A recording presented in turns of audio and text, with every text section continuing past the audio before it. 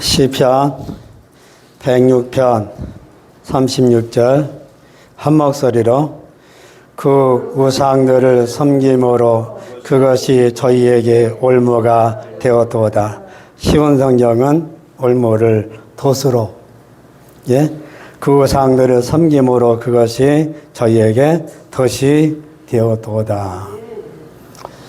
필리핀 농촌 마을에 간 적이 있는데, 왜 갔냐? 예배를 드리러 가는데 거기는 성전이 이렇게 예배당이 없어서 처마 밑에서 햇빛이 이쪽에서 비치면 반대편으로 예배 드리기 위해서 갔어요. 근데 거기서 놀라운 광경을 하나 봤는데, 새 한 마리가 처마 밑에 매달려 있는데 죽어가는 모습. 그 예처로운 것이 아니라 내 눈에는 너무 끔찍하게 보였어요. 숨만 깔딱깔딱 거의 죽을 지경에. 그걸 보고 참 사람 잔인하다. 그냥 빨리 죽여가지고 먹으려면 빨리 먹지, 저렇게 매달아놔서 죽을 때까지 기다릴까. 새도 올무에 걸리면 그때부터 자유가 없어지고 그때부터 산나는 보장이 없어요. 짐승도 아무리 힘이 센 짐승도 덫에 걸리면 그가 아무리 노력해도 힘써도 그 덫에서 벗어날 수가 없어요. 그러면 그 짐승도 역시 그때부터 자유가 없어지고 산나는 보장이 없어요. 물고기도 구멍에 걸리면 지금은 조그마한 꽃게라든지 생선이라든지 조그마한 것은 놓아주지만 큰 거는 잡아들이거든요. 그러면 그때부터 그 물고기도 자유가 없어지고 산나는 보장이 없어요. 근데 이번에 하나 좀 깨달은 것이 하나 있는데, 사람이 이렇게 낚시 바늘에다가 지렁이를 껴가지고 강물에다 이렇게 던지잖아요. 그러면 만약에 이제 그 길을 붕어가 지나간다고 봐봐요. 그 붕어는 지렁이가 꿈틀꿈틀 하면은 그게 먹인 줄 알고 낚아채는데, 정작 붕어가 보지 못한 것은 뭐예요? 그 지렁이 속에 있는 낚시마늘은 보지 못하는 거예요. 그러니까 덥석 불면 지렁이는 먹을 수 있지만 그것이 그 낚시 바늘에 의해서 그 물고기도 그때부터 자유가 없어지고 산다는 보장이 없어요. 근데 사람이 낚시 빗기를 통해서 물고기를 유혹해서 잡는 방법하고 마귀가 사람을 유혹해서 잡는 방법하고 제가 볼 때는 똑같다는 거죠. 애나 하와가 마귀가 와가지고 여러분 유혹하는 것은 뭐예요? 빗길 하나 던지잖아요. 네가 선악과를 따먹으면 너는 하나님과 같이 된다. 그게 믿기잖아요. 하와가 그 속에 잠재되어 있는, 그 속에 숨어 있는 사실을 보지 못한 거죠. 그거를 자기가 딱 믿기를 보는 순간 그는 여러분 뭐가 되는 거예요? 그때부터 마귀의 종이 되는 것이고, 여러분들이 한번 잘 생각해 봐요. 사람이 낚시하는 거하고 마귀가 사람을 유혹하는 거하고 제가 볼 때는 같다는 거죠. 그러면 여러분, 하나님은 아담에게 분명하게 말씀하시기를 네가 선악과를 다 먹으면 너는 정령 죽으리라 그랬어요. 하와도 그 말씀을 남편을 통해서 들었단 말이죠. 그러면 선악과를 보면 안 되는 것이고, 혹시 본다고 해도 지나쳐야 되는 것이고, 그런데도 불구하고 그 선악과를 다 먹음으로 인해서 그 속에 숨어 있는 죄와 사망의 악노릇할 수밖에 없는, 그래서 아담이 범죄함으로 인해서 모든 사람들은 죄인이 되었고, 모든 사람들이 죄인이 되니까 죄와 사망의 덫에 걸려서 여러분 거기서 헤어나올 수가 없는 거죠. 누가 오시기까지, 예수님이 오시기까지 그 누구도 죄와 사망의 덫에서 해방된 사람이 아무도 없다는 거죠. 예수님은 이 세상에 오셔서 죄와 사망의 덫에 걸려 있는 우리를 주님이 십자가에서 피를 흘려주심으로 인해서 영원한 속죄를 이루시고 그 죄와 사망의 덫에서 우리를 해방시켜서 영생에 이르는 은혜를 주님이 베풀어 주신 거예요. 원래는 여러분, 에덴 동산은 하나님이 구별해온 장소고, 또 에덴 동산은 아담에게 있어서 제사장 역할을 할 수 있는 거룩한 장소고, 또 하나님의 모든 피조 세계를 관리할 수 있는 관리자 입장에서 그에게 주어진 은혜는 막대한 것이고 그에게 주어진 영광은 얼마나 큰지. 근데 여러분, 그것을 단 하나, 무엇으로? 먹는 것으로 인해서 끝난 거예요. 단순히 선악과 하나 따먹은 거, 여러분, 그게 중요한 게 아니라, 선악과 따먹어서 중요한 게 아니라 하나님의 말씀을 거역했기 때문에, 하나님의 말씀을 믿지 못했기 때문에, 하나님의 말씀대로 행하지 못했기 때문에 여러분, 그가 선악과를 통해서 결국 죽게 된 거예요. 이거는 제가 삼손에게도 같은 원리를 보게 되는 거예요. 성경이 왜 중요하냐? 우리보다 앞서 걸어간 사람들의 발자취를 기록해 놓으심으로 인해서 그들이 나의 거울이 되고 그들이 나의 본이 되어서 좋은 사람은 좋은 영향을 끼치기 때문에 그 사람을 본받으면 우리가 좋은 영향을 그 사람을 통해서 끼친 것 같이 우리도 예수 안에서 끼칠 수가 있는 것이고, 우리가 나쁜 사람의 영향이 기록된 사람들을 본받으면 역시 나도 그들의 영향에 의해서 나도 다른 사람들에게 나쁜 영향을 끼칠 수밖에 없는 거죠. 그러니까 여러분, 성경은 우리보다 먼저 앞서 살았던 사람들의 발자취가 나의 거울이고, 내가 여러분 그것을 보고 어떻게 행하느냐에 따라서 지난 시간에 말한 대로 말씀대로 행하면 복이요, 말씀을 벗어나면 여러분 저주라는 사실을 우리가 아셔야 돼요.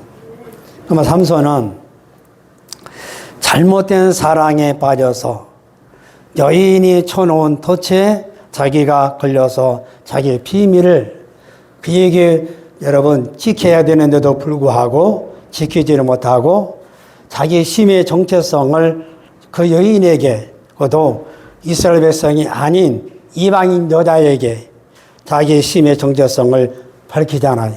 하나님은 그를 태에서부터 구별하셨고 그를 태에서부터 다시 인정하셨고 그리고 세상에 그를 보내셨고, 그리고 그로 인해서 주님이 두 가지를 명령하신 거예요.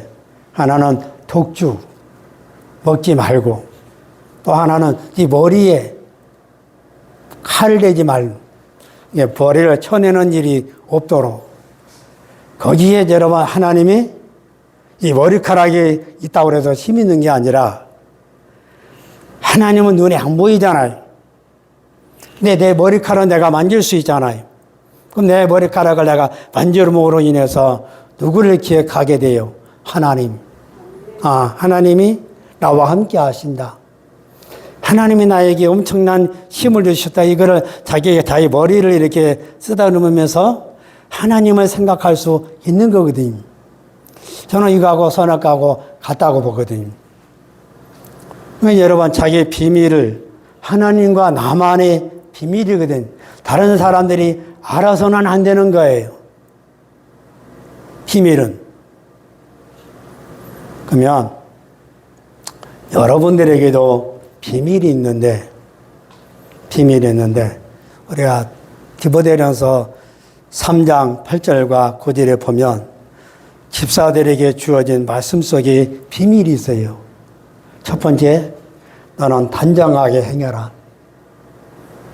너는 일구이원을 하지 마라.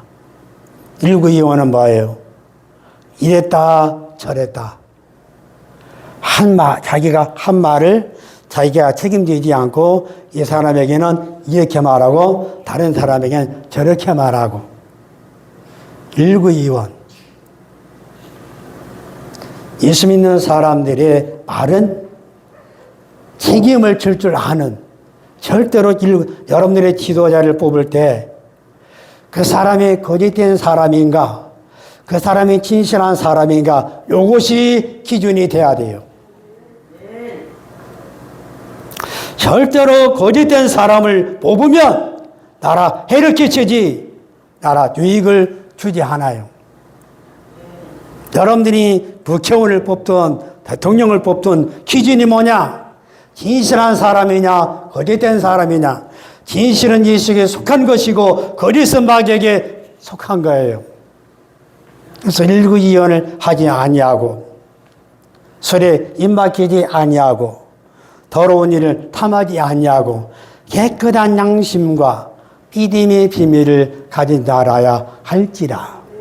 이래서 집사들에게 믿음의 비밀이 있다고 말해요. 믿음의 비밀이 뭘까요? 성경은 성경으로 해석하는데 여러분 골로새서 1장 20절에 보면 하나님의 비밀이 곧 그리스도라 말해요. 바로 그 예수 그리스도가 우리에게 영광의 소망이라 말하고 골로새 2장 3절에서는 그리스도 안에는 예수 안에는 지혜와 지식의 온갖 부하가 감춰져 있느니라. 예수님처럼 사는 것이 뭐예요?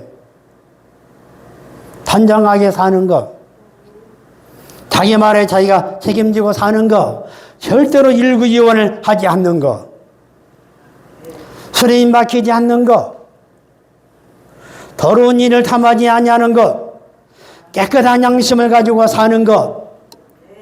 예수님이 그렇게 사셨기 때문에 여러분 바로 예수가 우리의 비밀인데 세상 사람들은 그걸 모르잖아요. 그 예수 안에 온갖 지혜와 온갖 지식과 영생과 거기에 감춰진 모든 부하가 그 속에 있는데 여러분들만이 가질 수 있는 것이지 이 부하는 세상 사람들이 가질 수 있는 것이 아니라는 거죠. 그래서 비밀은 여러분 잘 고수하는 사람이 이기는 거예요. 삼손이 하지 못한 것이 뭐예요? 이방 여자에게 자기의 비밀을 말하잖아요. 내 머리를 빌면 나는 힘이 없어진다. 그래서 여인이 여러분 그를 잠재우고 나서 가위로 그의 머리를 다 이렇게 잘라내잖아요. 그리고 나서 여러분 삼손 블레셋 사람들이 쳐들어왔어. 여러분 자기 비밀을 말하는 그 순간 나시린의 신성은 잃어버리게 된 것이고 자기의 비밀을 말하는 순간 하나님은 삼손에게 떠나간 것이고 자기의 비밀을 말하는 순간 삼손은 하나님의 능력을 잃어버리게 된 거예요. 그럼에도 불구하고 이 삼손은 자기가 힘이 있는 것처럼 나가서 싸우려고 했지만 이미 하나님이 떠나버렸는데 이미 하나님이 그에게 힘을 다 빼앗아 가셨는데 그래서 요한복음 15장 5절에서 예수님이 자기를 나눈 포도나무다. 너희는 가지다.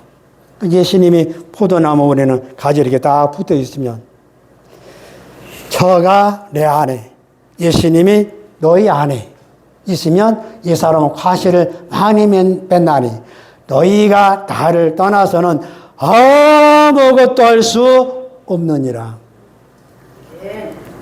아무것도. 하나님이 여러분 우리에게 함께 해주셔야 우리가 살아가는 것이지, 우리가 일을 하면서 살아가는 것이지, 주님이 다 걷어가 버리면 우리는 아무것도 할 수 없는 거예요. 이 삼손은 뭐를 잃었어요? 자기의 비밀, 하나님과 나만이 아는 것, 이거를 지켜야 되는데 지키지를 못했어요. 왜? 잘못된 사랑에 빠졌기 때문에. 그래서 여러분, 우리가 매일매일 해야 되는 것이 뭐냐? 경건의 연습을 매일매일 우리가 해야 되는 이유는 바로 나 자신을 하나님 안에 살면서 주의 말씀을 지키면서 나를 지키면서 여러분 주의 법도를 세우기 위해서 여러분 경건의 연습을 하는 거예요. 경건의 연습이 뭐냐? 야고보서 4장 8절에는 하나님을 가까이 하라. 그리하면 하나님이 너희를 가까이 하시리라. 그러면 하나님을 가까이 하는 것은 뭘까요? 신명기 4장에도 나오고 시편 145편에도 나와요. 진실하게 하나님 앞에 기도하는 사람은 주님이 가까이 하신다. 그럼 경건 생활의 지침서는 뭘까요? 디모데전서 4장 5절이거든요. 하나님 말씀과 기도로 거룩하여 지니라. 믿으시면 아멘. 하나님 말씀과 기도로 거룩하여 지니라. 디도서 2장 여러분 12절에 보면 우리를 양육하시되, 양육이 뭐예요? 어떤 의미에서 여러분 설교는 여러분들을 진리 가운데 양육하는 것과 똑같은 거예요. 여러분들의 자녀를 여러분들의 말씀으로 가르치는 것이 양육하는 거예요. 우리를 양육하시되 경건치 않은 것과 경건치 않은 것은 뭐예요? 다 버리라는 거죠. 경건치 않은 것과 이 세상 정욕을 다 버리고 근신함과 의로움과 경건함으로 이 세상에 살고. 바울은 세 가지를 말해요. 뭘로? 근신함. 근신이 뭘까요? 베드로전서 4장 7절에도 만물의 마지막에 가까웠으니 너희가 정신을 차리고 근신하여 기도하라. 근신은 뭐예요? 우리가 정신 차리고 모든 행동과 모든 말에서 삼가 조심. 그게 근신이요. 의로움과 경건함으로 이 세상을 살아가라 말해요. 여러분 매일 세상보다 더 하나님을 가까이, 세상을 사랑하는 것보다 하나님을 더 사랑. 여러분 요한일서 2장 15절에 나오거든요. 너희는 이 세상이나 이 세상에 있는 것들을 사랑치 말라. 이 세상에 있는 것이 육신의 정욕과 안목의 정욕과 이생의 자랑이니 이는 하나님께로 쫓아오는 것이 아니요 세상으로 쫓아오는 것이라. 이 세상도 지나가고 정욕도 지나가되 하나님의 뜻을 향하는 이만 영원히 거하느니라. 우리 교회 박명선 집사님이 최고령이에요. 주영이 시절이 있었어요. 지호 시절이 있었어요. 성화 시절이 있었어요. 근데 내 시절도 있었고, 근데 지금은 어때요? 이제는 주님 앞에 갈 날만 있어요. 아멘이죠. 주님 앞에 갈 날만 있어요. 근데 주님 앞에 갈 날이 가까우니까 내가 이 세상의 삶과 조심, 모든 일의 행동을 아름답게, 멋있게, 하나님을 기쁘시게, 근신함과 의로움과 경건함으로 이 세상을 살으라고 말해요. 여러분, 세상보다 하나님을 더 가까이, 세상을 사랑하는 것보다 하나님을 더 사랑하는 여러분들이 되시기를 주 이름으로 축원합니다. 여러분, 두 번째 인물을 살펴보면 사울을 봐봐요. 사울은 일평생 자기가 죽는 그 순간까지 허망한 생각조차 살고 늘 미친 마음을 품고 살고 평생 하나님을 거역하며 살고 거짓된 행동과 여러분 다윗이 왕이 오를 걸 알면서도 여러분 늘 그 일을 회방하고 방해만 하고 살았던 사람이 아이러니하게 여러분들이 아셔야 되는 게 뭐냐? 그도 하나님을 안다는 거죠. 그도 하나님을 믿는다고 말하는 거죠. 그도 제사 여러분처럼 예배를 드리는 사람이고요. 그러나 그의 삶은 하나님을 기만하는 삶을 살았고 그 일평생 하나님을 거역하며 살았고 일평생 허망한 생각을 품고 삐친 마음을 살았어요. 무엇이 복이냐? 맑은 영혼, 온전한 영신 가지고 살아가는 것이 복이요. 왜 맑은 영혼이 돼야 되느냐? 하나님 보시기에 내가 맑은 영혼, 깨끗한 영혼이 돼야 되고 이 세상에 사는데 온전한 정신을 가지고 살아가는 거 여러분 그래도 집사님은 온전한 정신 가지고 살잖아요. 온전한 정신 가운데 한 가지 특이한 것이 뭐예요? 예수 믿는 것이 가장 온전한 정신이라는 거. 하나님 내 생의 마지막 그 순간까지 주님 앞에 맑은 영혼, 온전한 정신을 가지고 살다가 주님 앞에 부름받아 가기를 원합니다. 그 소리가 본받을 사람을 두 사람 만나가 청거하면 그리스도인의 삶은 요셉처럼 살아야 돼요. 형제들이 그를 죽이려고 했었고 그를 도의로 팔았지만 생의 마지막 시점에 왔을 때 여러분 요셉의 그 형들에게 당신들이 나를 이곳에 보는 것이 아니라 하나님이 나를 이곳에 보내셨다. 당신들이 나를 해하려고 했으나 하나님은 그걸 손으로 바꿔서 모든 사람을 살리는 데 일을 하신 분이다. 자기에게 일어난 사건을 여러분 육의 눈으로 그가 보는 것이 아니라 하나님의 섭리 속에서 일하는 그 사건을 해석하기 때문에 그래서 그 섭리 속에서 여러분 하나님의 그에게 주신 지혜를 통해서 바로왕의 꿈을 회복함으로 인해서 여러분 일량 국무총리가 될 수 있었던 것. 여러분들의 사건 속에 여러분 요셉처럼 하나님이 시야를 가지고 하나님이 그 사건에서 나에게 무엇을 원하시는지 그거를 볼 수 있는 그래야 그 안목이 열어지면 내 영안이 열어지면 마귀가 미끼를 가지고 하와에게 유혹한 그 속의 정체성을 그 숨겨진 것을 여러분 볼 수 있다는 거죠. 그거를 보는 순간 그 사람은 뭐예요? 그 유혹을 과감하게 물리치는 거예요.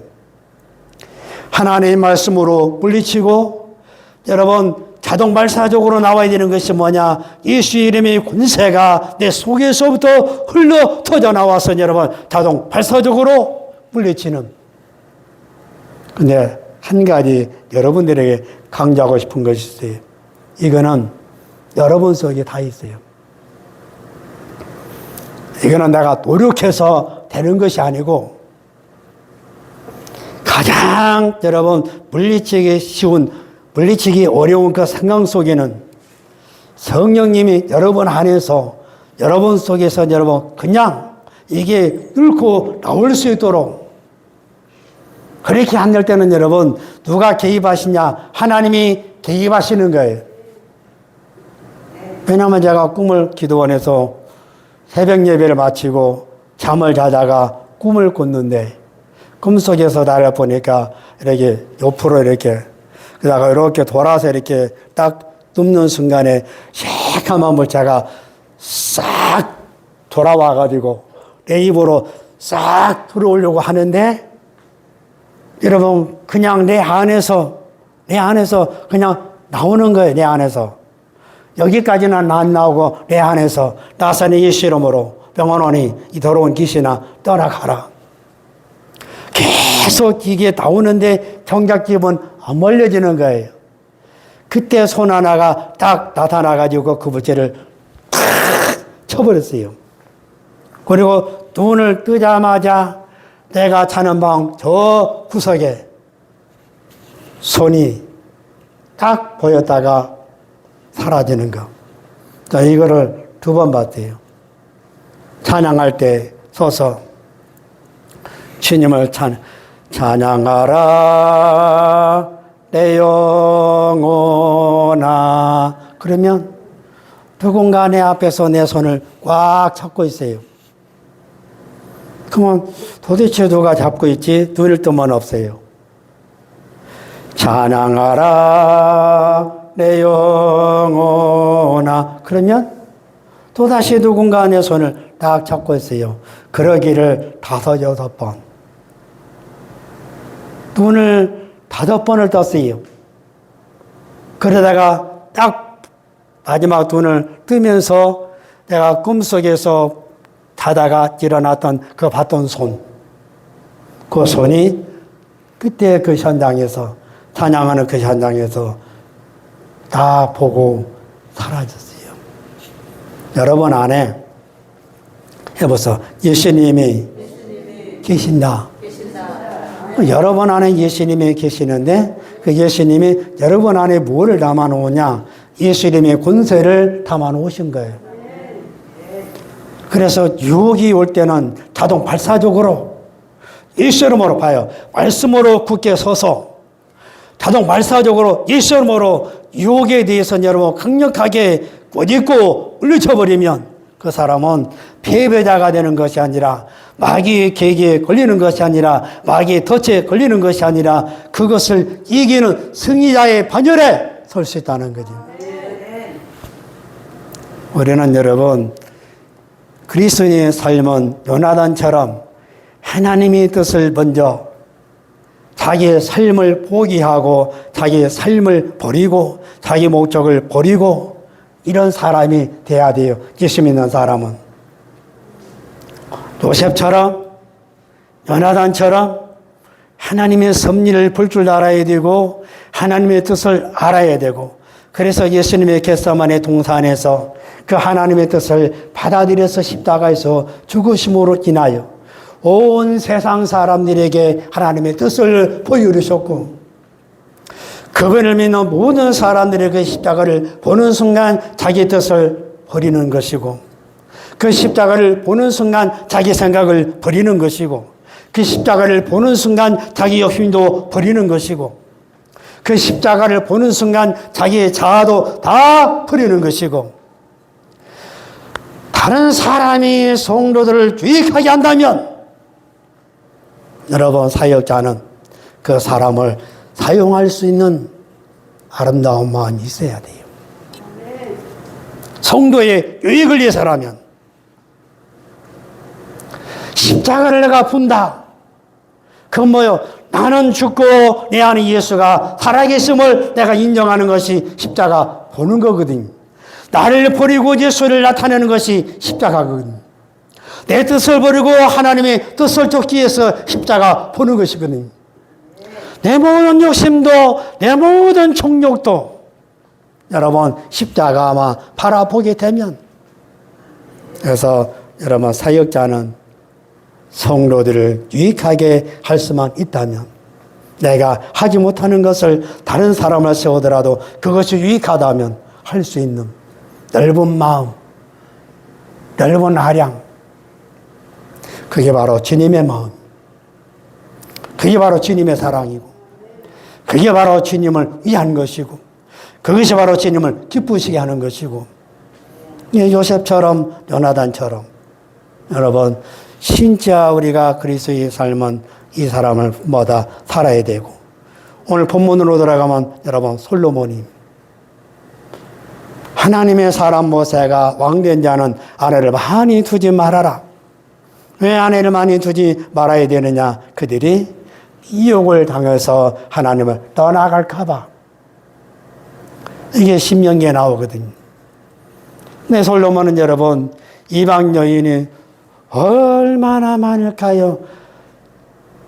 100명이 넘어요.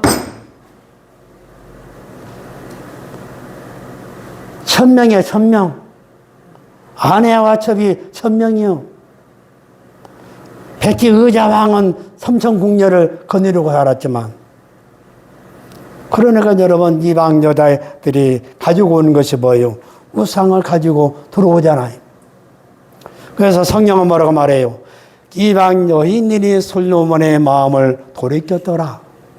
하나님께로 돌이킨 것이 아니라 여러분, 우상 숭배할 수 있도록 솔로몬의 마음을 빼앗아가지고 우상을 섬기게끔 만들어 놓은 거예요. 그래서 남자는 평생 여자를 조심해야 돼요. 역사를 보면 정확하게 그게 맞아요. 그래서 비인계를 잘 쓰거든요.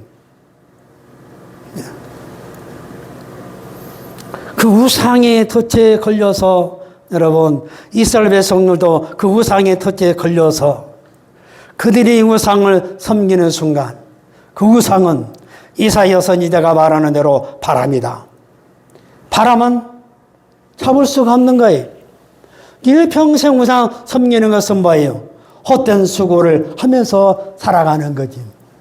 아침에 전도사님이 108번. 사실 여러분, 이방인들이 예수 믿는 사람들보다 자기들의 신을 섬기는 데서 더 지극정성이에요. 그래도 그들은 바람을 잡으려는 것처럼 바람은 잡혀야 못 잡아요. 못 잡아요. 일평생 그들은 뭐예요? 헛된 수고를 하다가 살아요. 그러나 고린도전서 15장 58절에서 말하는 대로 여러분들이 주님을 섬기는 그 섬김의 수고는 절대로 헛된 대로 돌아가지 않는다. 할렐루야. 왜? 그날의 주님이 보상해 주시니까. 여러분들의 예배는 절대로 헛된 대로 돌아가지 않는다. 왜? 그날에 여러분들에게 상 주시는 이 시가 하나님이시니까. 근데 여러분, 이 예배보다 더 앞서야 되는 것이 하나 있어요. 그게 뭐예요? 잠언에서 우리에게 그거를 가르쳐요. 의와 공평이 예배 드리는 것보다 더 낫다. 그래서 여러분들에게 요나단처럼, 요셉처럼 사랑을 베풀면서 선한 의를 가지고 살아갈 수 있도록 그래서 말씀드리는 거예요. 이사야 2장 6절에 보면 주께서 주의 백성 곧 야곱 족속을 버리셨다 말이에요. 왜 버리셨느냐? 그들에게 동방풍속이 가득하며, 동방풍속은 뭐예요? 그들이 우상이 가득하며 블레셋 사람처럼 술객이 되며, 그래서 절대로 여러분 점쟁이한테 찾아가서 점을 치는 일이 없도록 예수 믿는 사람들이 때로는 답답할 때 찾아가고 싶은 마음이 생겨요. 저도 생겨봤으니까. 그러나 예수 믿는 사람은 절대로 그 빗기 한번 물게 되면 또 가게끔 돼 있고, 또 가게끔 돼 있고, 또 가게끔 돼 있어요.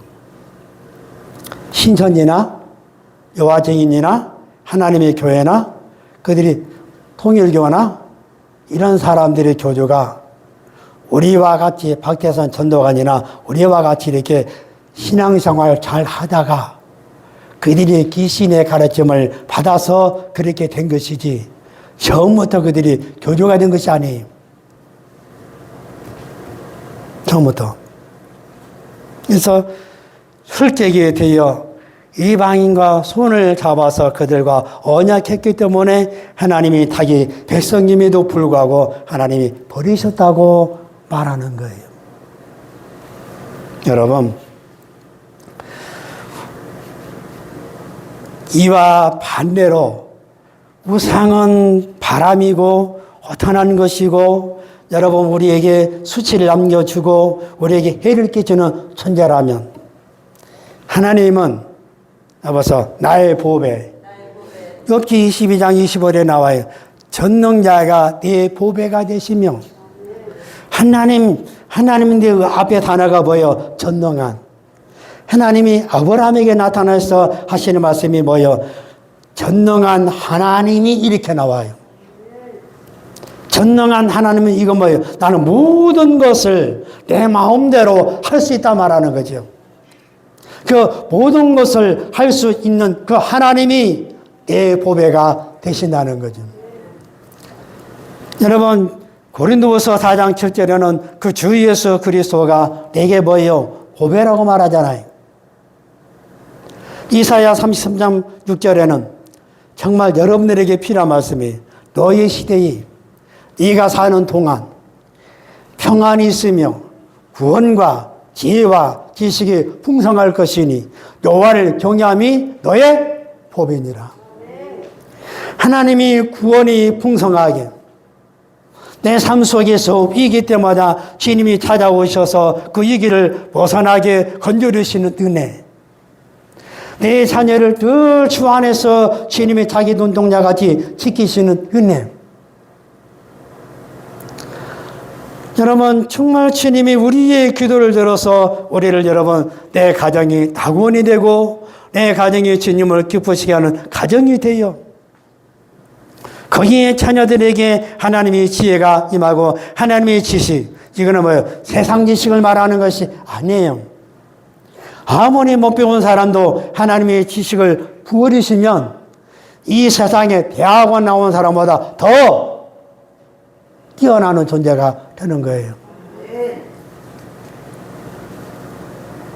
예, 구원과 지혜와 지식이 더 풍성할 것이니 여호와를 경외함이 너의 보배라 말하잖아요.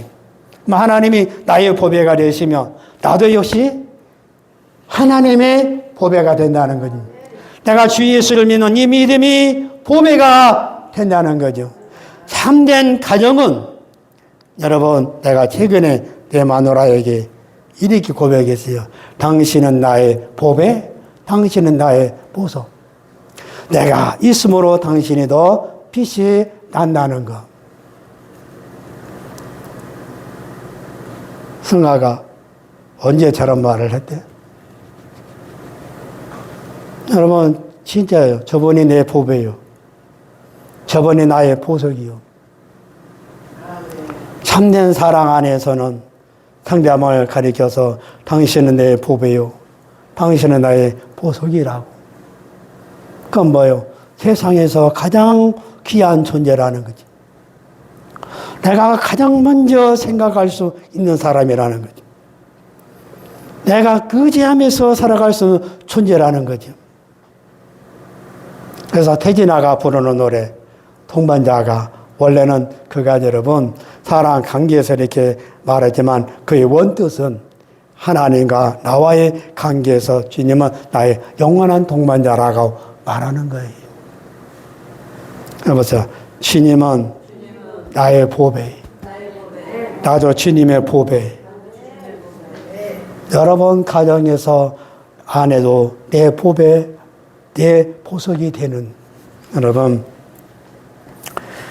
우리가 덫에 걸리면 헤어나올 수 없고 자유도 다 빼앗기고 그 덫에 의해서 죽을 수밖에 없지만 그래도 예수 믿는 사람들에게는 덫에 걸려도 희망은 있다.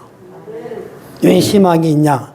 주님이 여러분 그를 불쌍히 여길 수 있도록 내가 주님의 긍휼을 입을 수 있도록 내가 주님의 도움을 구하면 하나님의 능력은 신기하고 놀라워서 내가 발버둥 치지 않아도 내가 힘쓰지 않아도 이건 내 경험이에요. 내가 힘쓰지 않아도 내가 발버둥 치지 않아도 나를 그 덫에서 건져주시는데 여러분 아주 신기하고 놀라운 방법으로 건져주신다는 거죠. 그 덫에서 나를 꺼내주신다는 거죠. 그래서 삼손이 하나님 앞에 여러분 두 눈 백성 블레셋 사람들에게 두 눈 다 뽑히고 여러분 뱃돌질 함으로 인해서 백성들에게 조롱당했지만 그러니까 마지막으로 주님 앞에 회개하면서 기도할 때 하나님 이번만 나로 강하게 하사 이번만 주님이 나에게 힘을 주시면 내가 이 무리들과 함께 죽겠나이다. 주님이 그때 그에게 힘을 부어주심으로 그가 생년에 이룬 업적보다 그가 죽어서 남긴 업적이 더 크고 더 위대했다는 사실을, 회개가 하나님을 움직이는 놀라운 은혜라는 걸 아셔야 돼요. 여러분, 베드로도 주님을 부인했지만 여러분, 그도 주님 앞에 여러분 돌아와서 회개했을 때 그는 여러분 사도들 가운데서 가장 뛰어나게 주님이 쓰셨고, 요한복음 21장 18절과 19절에서 예수님이 장차 그가 어떻게 죽을 것을 예언하셨어요. 주님은 여러분들의 장래를 아시는 분이에요. 여러분들의 미래를 아시는 분이에요. 여러분들의 자녀들의 미래도 아시는 분이에요. 베드로가 어떻게 죽을 것을 아셨어요. 네가 젊어서는 뛰뛰고 네 마음대로 다녔지만 그날에는 네가 원치 않는 거 두 팔 벌리고 여러분 죽을 것을 주님이 말씀하셨는데 그 죽음을 성경에서 뭐라고 기록했냐? 베드로가 어떻게 죽을 것을 주님이 말씀하시고 그의 죽음을 통하여 하나님께 영광 돌리게 된다 그래요. 그래서 시편 기자가 말하기에 성도의 죽는 것을 하나님이 귀중히 여기신다. 믿으시면 아멘. 성도의 죽는 것을 하나님이 귀중하게 여기신다. 왜? 그 순간 그는 하나님 앞에 여러분 그분을 배울 수 있는 영광이 주어지기 때문에. 근데 여러분 문제는 뭐냐? 믿음의 사람들도 다 죽는 것을 무서워한다는 거.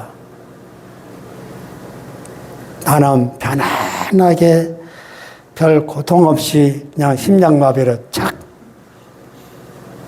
그렇게 죽기를 원하지만 주여 말하는 대로 될지어다. 여러분 진짜 회개하는 사람은 그의 신기하고 놀라운 방법으로 아무리 마귀의 덫에 걸려 있어도 주님이 여러분 건져주시는데 그거는 제 경험상으로 보면 진짜 발버둥 안 치고 노력 안 하고 그냥 주님 앞에 통곡하고 울면 오선난 집사가 그걸 잘하거든. 그게 사는 길이요. 그러면 주님이 여러분 진짜 그 덫에서 나를 건져주시거든요. 그래서 주님이 좋으신 분이에요. 그래서 주님보다 뛰어나신 분이 없는 거예요. 이 신이처럼 아름다운 분이 없는 거예요. 그분의 사랑은 위대하시고 그분의 사랑은 고귀한 거예요. 예수 믿는 것은 결코 헛되지 않는다. 예수 믿는 것은 분명한 거기에 하나님의 상급이 있다. 그 상이 뭐예요? 주님 나라에서 주님과 함께 영원히 사는 이 복이 여러분들이 있기를 주의 이름으로 축원합니다. 하나님 우리 아버지 감사합니다. 우리가 마귀의 덫에 걸리지 않도록 경계하면서 살아갈 수 있게 해주시고 아버지 더 주님을 가까이 하고 말씀을 가까이 하고 아버지에 끼어서 기도할 수 있는 삶을 살아갈 수 있도록 주여 도와주시옵소서. 예수님의 이름으로 기도옵나이다. 아멘.